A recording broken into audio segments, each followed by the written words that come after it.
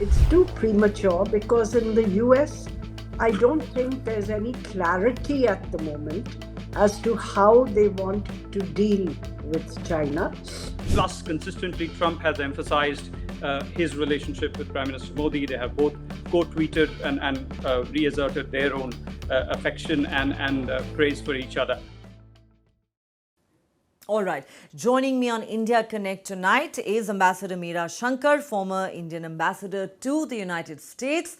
Also joining me on the show is Vivek Mishra. He is Deputy Director of the Strategic Studies Program at the Observer Research Foundation. A warm welcome to both my guests. Ambassador Meera Shankar, let me begin with you, ma'am. Great to have you back on the show. But apart from all the talk about trade, tariffs and rare earths, what does Trump's G2 googly, as we're calling it, really mean for India? What is this messaging all about? How do you believe New Delhi should view it? You know, we have been here before. This is not something new. We have been here before. In the initial period of the Obama administration, US tried to follow a policy of strategic reassurance vis-a-vis China, basically meaning that if the US accommodated China on its core concerns, it would, China would then cooperate with the US on resolving global issues. Didn't happen in the way that the US envisaged. And by the end of Obama's first term, the US was talking of a pivot to the Indo Pacific without necessarily mentioning China, but all the moves, economic, political, as well as military, to try to balance and manage China within this region. So, we have to wait and see. It's too premature because in the US, I don't think there's any clarity at the moment as to how they want to deal with China. There are voices which say, the US should focus on homeland security and protecting its borders and building its economy. And therefore, this should be a period of accommodation vis-a-vis other great powers. There is also some inclination on the part of President Trump to accept spheres of influence. But then there are also contending voices and certainly a recognition that China is the main economic and strategic competitor to the United States, and that the two are locked in a race for technological dominance and therefore dominance in this region. So we don't know where the chips are fall finally in terms of shape the policy will take. Probably it could be a mix of both. Some degree of accommodation and stabilization, while the broader framework of strategic and economic competition continues. In this meeting itself, you see that there is no agreement, formal agreement with, but there seems to be some kind of understanding which has been reached on the latest trade frictions, which included the restrictions that the US put on export of really high technology chips, high-end chips from NVIDIA, the restrictions that China put on export of rare earths, and then President Trump's threat of putting 100% tariffs on Chinese exports with effect from November 1st in retaliation for the restrictions on rare earth exports. So what appears to have been achieved in this meeting, and we still don't know because the I's have to be dotted and the T's have to be crossed. If we go by what President Trump said, then China has agreed for a year to pause the restrictions on rare earths, and this would be at a global level, rare earth exports, and Yes. this would be at a global level. And the US will then also not impose 100% tariffs on China that it had threatened. US has also agreed to reduce the 20% tariffs that it had imposed because of it Fentanyl. alleges fentanyl. Uh, it had imposed 20%, it will reduce it by 10%. So the effective US tariff now on Chinese exports to the US will be 47%. But here's what we need to understand, ma'am, and I think this is important, that after the US tariffs are lowered from 50% to 47%, let's remind our viewers that India still faces higher tariff from the United States of America, a staggering 50%, despite the fact that China is still the largest buyer of Russian oil in the world. What is very clear is that Donald Trump has decided on a strategic pivot. He is not going to be on the path of confrontation with Beijing. He has chosen to cozy up to Xi Jinping instead. But what does this really mean for India? Vivek Mishra, if I could bring you in here. India constantly speaks of a multipolar world where it sees itself playing an important role on the global stage. Today, when you hear Donald Trump talking in terms of G2, is this yet another indication that Trump has decided to throw India under the bus in the interest of a more robust US-China relationship? And is he trying to tell us and the rest of the world that you can go on talking about multipolarity, we would rather carve up a bipolar world here? So the question really is, what does this signaling, in your view, mean for India's own great power aspirations? Well, thank you for having me. I think it means two or three things. And let me take up from the point already made by Ambassador Shankar, which is we've been here. It's a G2 assertion has been in play in the past, and it does refer to US and China being the dominant, leaping away from the rest of the world. But there are nuances to it. I mean, in the subsequent years that have passed since the last assertion, I think India has caught up with the rank and file of the global, the rung of countries, and I think both in terms of economy and other things. But what does it mean to Trump could be very different from what we imagine India to be, simply because there is a gap in terms of understanding, and some of it is forced from the Trump side. Now, in terms of G2, what it means really, two or three things. One, I mean, let me first caveat it by saying that it is a mixed bag. There is a huge degree of unpredictability. Tomorrow, Trump could turn around and reimpose these tariffs. But having said that, what this really means is, one is, of course, a focus that hemispheric focus gets back to the US, and some kind of a Monroe doctrine is where Trump administration is focusing on, and Latin America is figuring prominently in that assessment. The second is, of course, what happens to the second question, which is important from India's perspective, is what happens to the idea of the Indo-Pacific, and particularly the security of the Indo-Pacific, the balance of power, because the United States was among the leading powers which is holding this together. Of course, India was a strong tether. Now, all of that goes to the back burner in terms of what it means in the long term. But if some of us will dissociate this narrative with what's happening in Pentagon and other places, where I think the assertion and commitment of the United States to Indo-PACOM, for instance, remains as strong. So I think right now there is a huge blurriness about what Indo-Pacific security really means. But from India's perspective, one thing that is clear is that we've got to diversify in terms of what our future aspirations are, and what are the key geographies there where India can look at. And I think some of the clarity, some clarity has begun to appear in terms of Latin America being a more prominent geography, Southeast Asia being a more prominent geography, Japan and Australia being more reliable partners.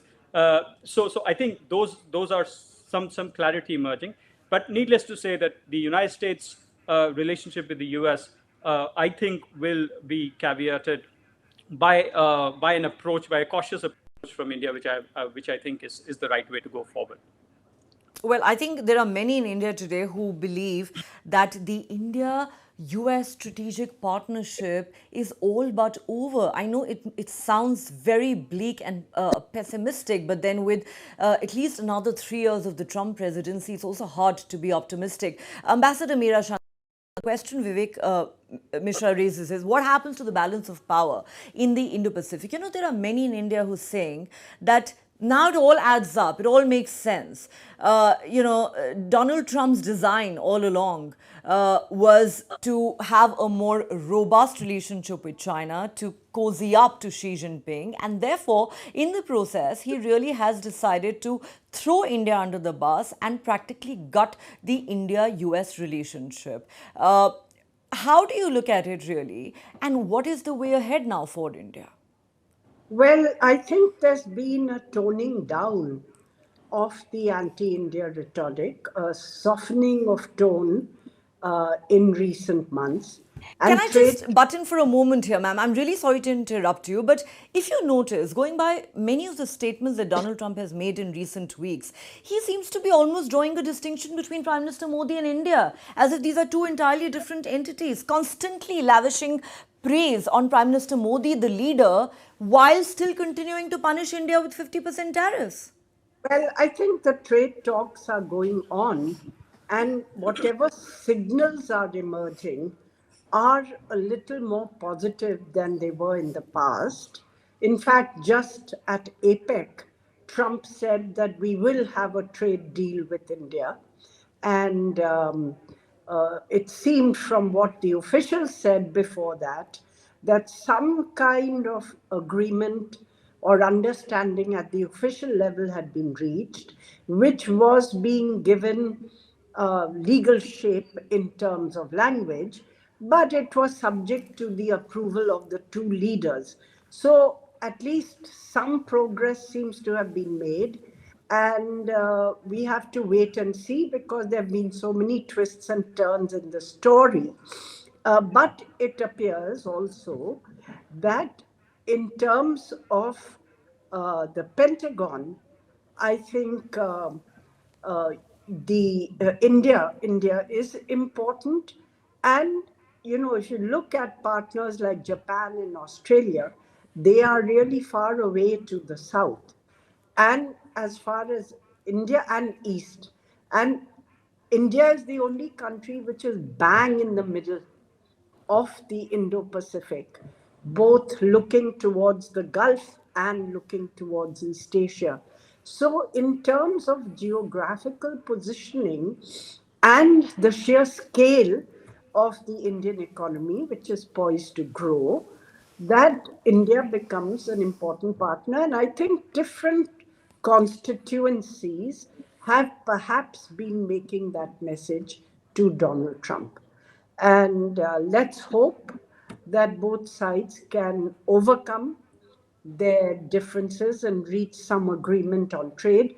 But yes, I think India will proceed more cautiously with the US and will continue its efforts to strengthen its own capabilities and to diversify partnerships across the globe, including with regional powers in Latin America, Africa, and the Indo-Pacific, who may provide less fragile, or I would say less unpredictable relationships and opportunities. Okay, Vivek Mishra, I think the big takeaway for the entire international community from everything that we've seen of the Trump era so far and the turbulence that's come with it is that diversifying your partnerships is really the way to go. you cannot afford to put all your eggs in the US basket anymore. I think that's an indication that's come clearly, for instance, from the Canadian Prime Minister after Trump recently imposed an extra 10% tariffs on Canada after he was offended by an ad, a Ronald Reagan ad. We've heard, I think just yesterday, External Affairs Minister S. Shankar said that if the European Union and India were to arrive at a free trade agreement soon, that would be a good thing to stabilize the global economy. It is clear that that is really how major players on the geopolitical sphere are really going to, that's how they plan to play their cards. But the question is, how do you think China is looking at these utterances from Donald Trump? We've heard very little actually from Xi Jinping. In fact, during that handshake on camera, all we heard Xi Jinping say was "me too" when Donald Trump said "great to meet you." We don't really know where Xi Jinping's mind is at in all of this. So I think that's very intended of China. I think you see in that picture, and I'm not a body language analyst, but I think it clearly tells me that there is more leaning from Donald Trump than there is from Xi Jinping. And I think that's very calculated. Maybe that has not translated in terms of how much China got away from this meeting. But I think New York Times or some other paper has put it correctly that you have to give Trump an idea that he has won while you walk away with more benefits. And I think that is clearly clearly came out of this meeting. So I think China is being smart, and China is also ahead of some of the countries in doing so because of strategic leverages that it holds, particularly in rare earths. And I think while there's some assessment in the United States that these leverages cannot be used by China for a very long time because other countries, including India, which has third or the fourth largest critical minerals reserves, minus the processing capacity as much. But I think there is an assessment that China may be in the sweet spot to do so for some time at least, and it is using that leverage considerably well. And I think what Donald Trump also is facing back home is quite a few heat in certain areas, particularly soybeans. And I think that was one area where he was being pushed by certain sectors of lobbyists in the United States. So I think all of these have come together to the advantage of China in terms of how this meeting really played out. And the key question for me going forward is really, can this arrangement sustain? I mean, G2 is certainly up in the air. I don't count that as a real concrete, because I think structurally US and China are baked into conflict. And I think that is going to unravel at this point or maybe a month down the line or a couple of months down the line. But how does that then Donald Trump, but more importantly, an administration after Donald Trump, reposition and reassure the allies of the Indo-Pacific if it really wants to be at the helm like it does now? This is assuming that Donald Trump does not insist on finding some loophole in the American Constitution to run in 2028 again, though he did say mercifully a couple of days ago that it doesn't look like I will be able to do that. On a more serious note, Ambassador Shankar, you expressed optimism earlier about the India-US trade deal. Donald Trump said that it is in the works and could be finalized soon. Vivek Mishra seems to think the G2 construct is not sustainable and could unravel very soon. But fact of the matter is that there are still plenty of concerns for India. The India-US relationship still continues to be plagued by multiple challenges. Least of all, of course, not to mention the 50% tariffs that we are constantly talking about. How do you see this playing out over the next few weeks and months? How soon do you think we can actually see the two sides arriving at a trade deal? And do you believe that is likely to perhaps iron out some of the big differences that have cropped up in this relationship, including on tariffs? Well, I don't want to give a time frame because the whole process has been so unpredictable and there have been so many twists and turns that we can't rule out that there could be some more. But generally, the signals have been a little more positive about some light, possible light at the end of the tunnel. So mine is tentative optimism. I wouldn't say I'm optimistic, but I would say I'm tentatively more optimistic than I was before. But for India, I think we have to be hard headed.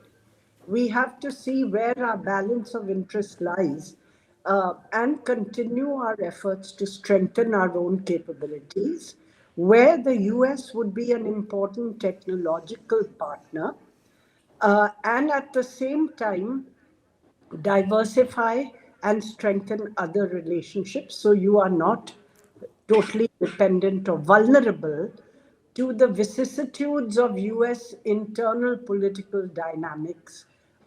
So I think this is something we have to continue to do while also not reacting emotionally to the trade differences. To take a leaf from the Chinese and deal with these in a hard headed way and build your relationship with the US in a way where it suits your balance of interest and, of course, that of the US as well.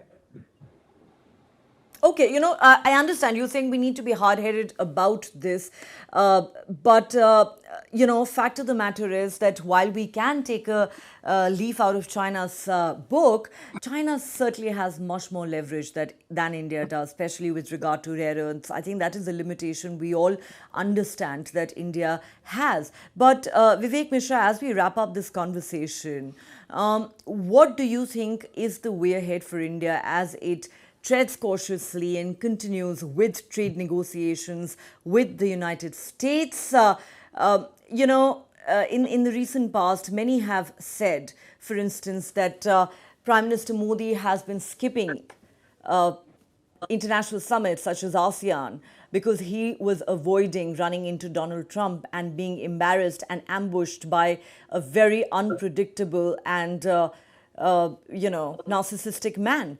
The question really is, where does the personal relationship, you think, stand today? And where does the India-US relationship go from here?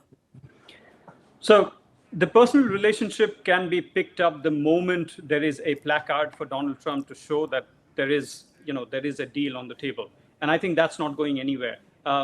Plus, consistently, Trump has emphasized his relationship with Prime Minister Modi. They have both co-tweeted and reasserted their own affection and praise for each other. I think that's not going anywhere. In the India-US relationship, I think I will reassert the point that was made that in the technology sector, you are basically India and the US are joined at the hips, and there is the kind of developments that have happened in the past 2 decades is not going away or withering away anytime soon, despite the unpredictability. And I think even in ASEAN summit, you had Assistant Secretary of State Department Paul S. Kapoor meeting the Secretary East of MEA. So I think the conversations are on. I don't think the veins have been broken and ever will. But here's what India's got to be cautious of. I mean, while this unpredictability for another 3 years continues, and that might seem like a lifetime, but I think what should happen is already, I think, is already in the process. You've had a few meetings internally about internal reforms on various issues. You've had meetings about diversification, about identifying key geographies, and what else can you do with other key partners. For instance, Quad may be delayed. The Quad meeting may be delayed or postponed. But I think what else can you do bilaterally with those will really matter. So countries like Japan, Australia, what else can you do with these countries in the Indo-Pacific and the Indian Ocean in terms of stepping up in the region? Could mean a lot for India's own image and India's own ambitions in this region. But, since you mentioned the Quad, before we wrap up, Vivek, there are many who are saying that Quad is all but dead. Not only has Donald Trump dealt multiple body blows to the India-US relationship, it doesn't look like there's going to be a Quad summit in India this year. It doesn't look like Donald Trump wants to travel to India anytime soon. Doesn't look like we're going to have a trade deal even by the end of the year. And there are many who say that that practically means that the Quad is dead. Not to mention the fact that Trump is busy cozying up to Xi Jinping. No, I'll not bet on whether Quad will happen or not, because clearly, I mean, Donald Trump is at the helm. But here is what I think. I mean, Quad has 15 or 16 working groups. And those connections are not, they're not off the table. They are basically in the run in some form or the other. So I think the moment with a president like Donald Trump, the manner in which it works is the moment you have something to show, I think Quad will be back on the table. So I'm a little bit optimistic about that. All right, we'll leave it at that. Ambassador Meera Shankar and Vivek Mishra, thank you so much for joining me on India Connect today and sharing your perspective on what has been a very high-profile and high-stakes meeting between Donald Trump and Xi Jinping and what the messaging really means for India.